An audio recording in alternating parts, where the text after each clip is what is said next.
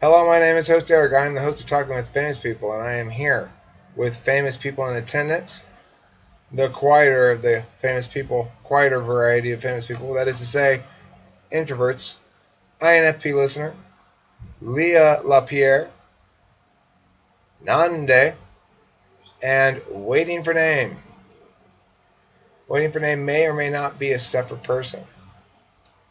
Okay, so now let's talk about something that we haven't talked about last time, which let's move from understanding through SI to understanding individuals through their seventh cognitive function.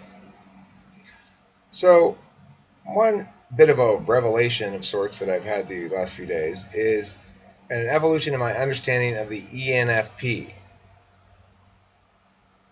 Heretofore, I've primarily thought about the ENFP as a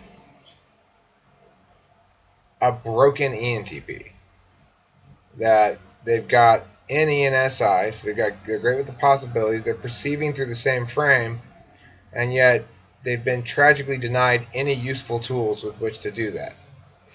That's how I've heretofore been thinking about them.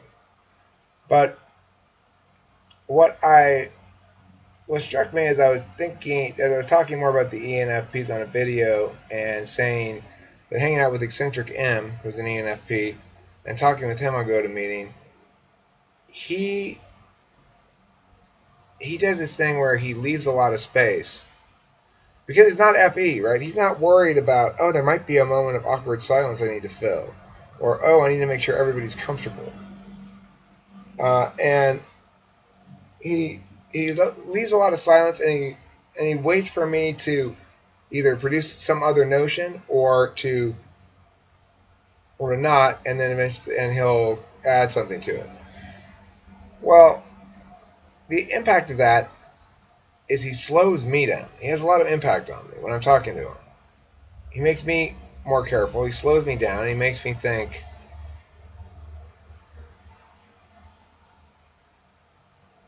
oh, like I could almost get what it's like to be that. Almost. Of course, I can't.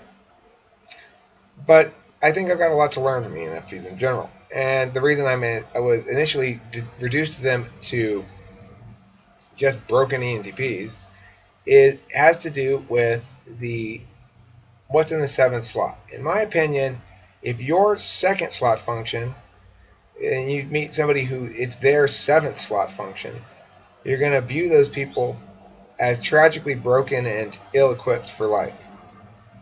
So, for example, if you are an ISFJ, you go SI and then FE. Your seventh slot function is FI, like mine. So that's a bad example. No. Your seventh slot function is not FI. It's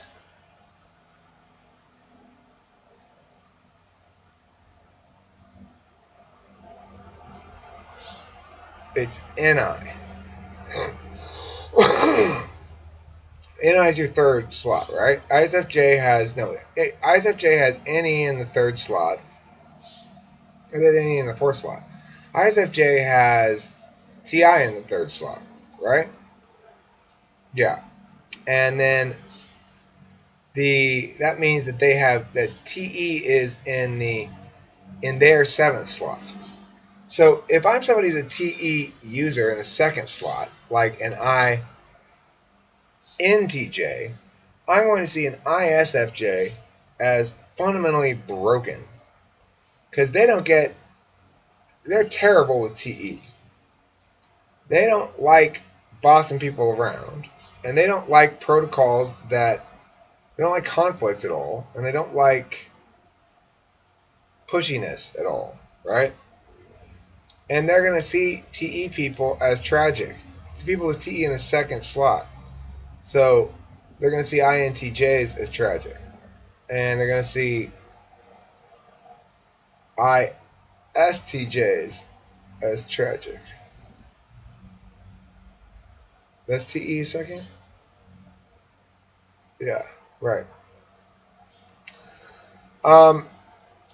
So for me, then I'm going to see the ENFP as tragic, and the ENFP is going to see me as tragic because we trade 7 slots. They're going to see me as missing the whole point of it. That I'm so caught up in my parsing and splitting of hairs and got to be right and got to be wrong, got to be all precise and pleasing to everybody, that I never stop to pause and reflect and actually understand what the whole reason for doing anything is in the first place. That's how ENFP is going to view me. I'm going to view ENFP as, okay, they gave you a race car, they gave you a helmet, and they take you to the race car track, and they got you a nice race car driving suit, and you're all good to go. But look, they forgot to give you feet and hands. Now you're all set up perfectly mentally in every sense of the word. You're all primed to be a race car driver. And instead, you have no hands and feet. That's how I view ENFPs as they're at the wrong track. They've been taken to the wrong track. Because, of course, they're conflicted types as well. Unlike ENTPs are not conflicted. There's nothing conflicted about our stack. But see, for the ENFP's perspective, it's going to seem as though it's going to seem like we're colorblind. That we don't have access to the full array of things, whereas they do. Any thoughts on how you might feel about somebody who's got your second slot in their 7th slot? Any of the people in the room here? That's these people right over here. Thoughts?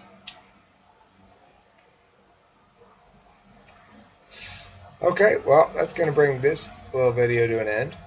I think I'll title it, If Your Second Slot is Their 7th Slot, They Seem Broken to You. Thanks for watching, and don't forget to eat plenty of cheese.